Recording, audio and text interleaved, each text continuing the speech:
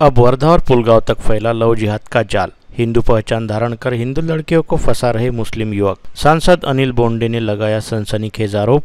दो उदाहरण सामने रखते हुए वर्धा पुलिस को भी जमकर घेरा। गत रोज वर्धा जिले में लव जिहाद के मामले को लेकर पत्रकार वार्ता करने वाले राज्यसभा सांसद अनिल बोंडे ने आज अमरावती में भी स्थानीय मीडिया से इस विषय को लेकर बातचीत की और कहा कि अब तक अमरावती व बडनेरा में फैले रहने वाले लव जिहाद का जाल अब वर्धा जिले व पुलगांव शहर तक पहुंच गया है, जहां तक विगत कुछ दिनों के दौरान हिंदू नाम व पहचान धारण करते हुए दो मुस्लिम युवकों ने दो हिंदू लड़कियों को अपने प्रेम जाल में फांसा। इसमें से एक युवती आगे चलकर शारीरिक व मानसिक प्रताड़ना का शिकार हुई। वही दूसरी युवती कहां है इसका अब तक पता नहीं चल पाया, जबकि यह दूसरी युवती अपने घर से भागते समय 40 लाख रुपए के गहने लेकर फरार हुई थी और गहनों की चोरी के इस मामले का भी अब तक पर्दाफाश नहीं हुआ। इस जानकारी के साथ ही सांसद बोंडे ने यह आरोप भी लगाया कि इन दोनों मामलों में संबंधितों द्वारा पुलगांव पुलिस स्टेशन व वर्धा जिला पुलिस के पास कई बार शिकायतें भी दर्ज कराई गई, लेकिन इसके बावजूद भी पुलिस द्वारा समय रहते इन दोनों मामलों में कोई कार्रवाई नहीं की गई। भुक्तभोगी परिवारों ने विश्व हिंदू परिषद के पदाधिकारियों से सहायता मांगी। पश्चात विश्व हिंदू परिषद व भाजपा द्वारा इन दोनों मामलों को लेकर हस्तक्षेप किए जाने के बाद पहले मामले में वर्धा पुलिस ने दुराचार व प्रताड़ना का अपराध दर्ज करते हुए आरोपी युवक की तलाश करनी शुरू की है।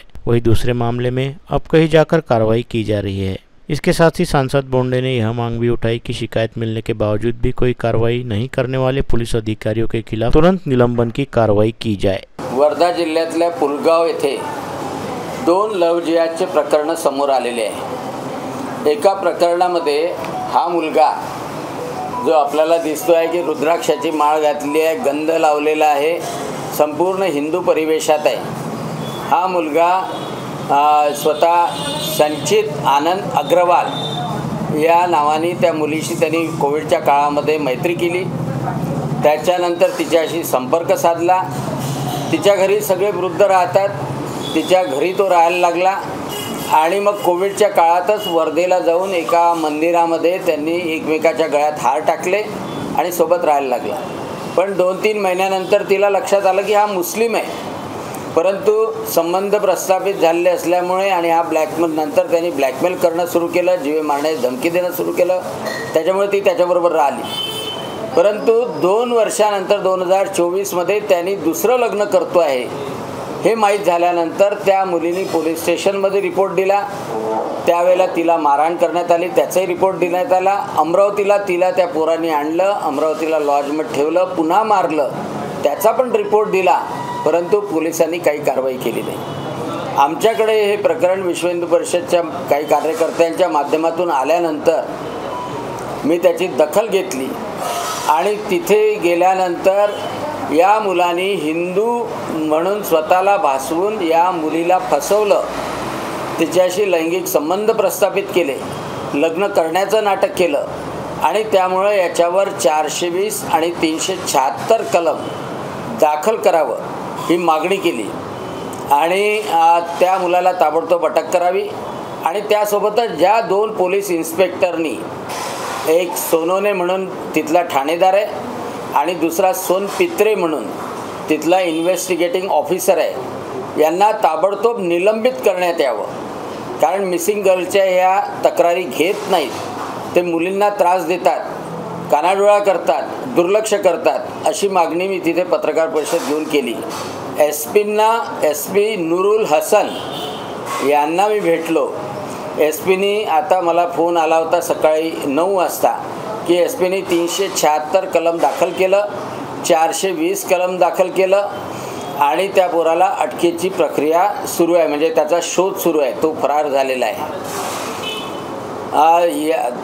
या मुलीची फसवणूक इंस्टाग्रामच्या माध्यमातून स्वतःचा हिंदू परिवेश घेऊन या मुलांनी खोटं नाव, खोटी आयडेंटिटी संचित अग्रवाल म्हणून दाखवली।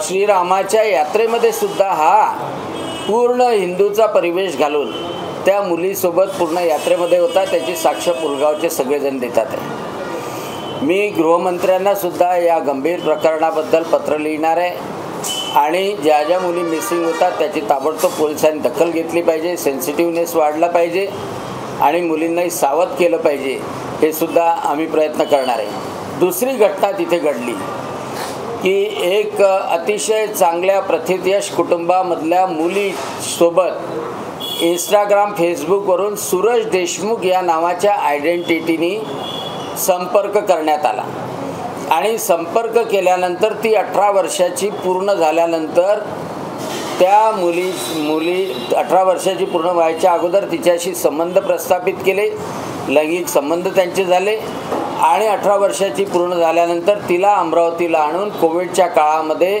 रजिस्टर मॅरेज केल्या गेलं असं सांगण्यात येते. तो मुलगा वडनेरचा मुस्लिम सोहेल नावाचा मुलगा आहे आणि त्या मुलांनी त्यानंतर ती मुलीला घरी पाठवलं. आईवडिलांना माहीत नव्हतं लग्न झालं म्हणून आणि घरी 3 महिन्यानंतर 40 लाखाचे दागिने घेऊन ती मुलगी पळून गेली त्या मुलासोबत.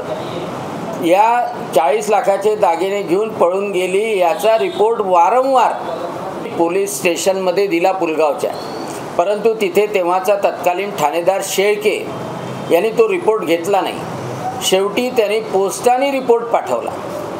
तेव्हाचे SP होते ॲडिशनल SP होळकर यांनासुद्धा ते भेटले, परंतु त्या होळकरच्या सूचनेनंतरसुद्धा शेळके नावाच्या ठाणेदारांनी हा रिपोर्ट घेतला नाही. आता या मुलीच्या प्रकरणानंतर ते मला ताबडतोब भेटायला आले. त्यांनी पत्रकार परिषदेमध्ये तिथे स्वतः ही आपबीती सांगितली आणि आज ती मुलगी कुठे आहे हे त्यांच्या आईवडिलांना माहीत नाही. ती मुलगी कोणत्या कंडिशनमध्ये आहे हे त्याच्या आईवडिलांना माहीत नाही.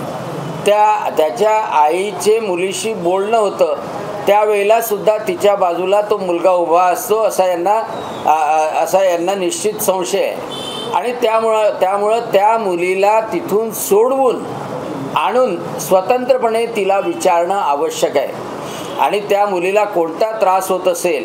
दुसरी महत्त्वाची गोष्ट की 40 लाखाचे दागिने घेऊन जात असेल तर पोलिसांनी ताबडतोब तिला आणणं, पकडणं, ताब्यात घेणं अतिशय आवश्यक होतं, परंतु पोलिसांनी संपूर्णतः दुर्लक्ष केलं.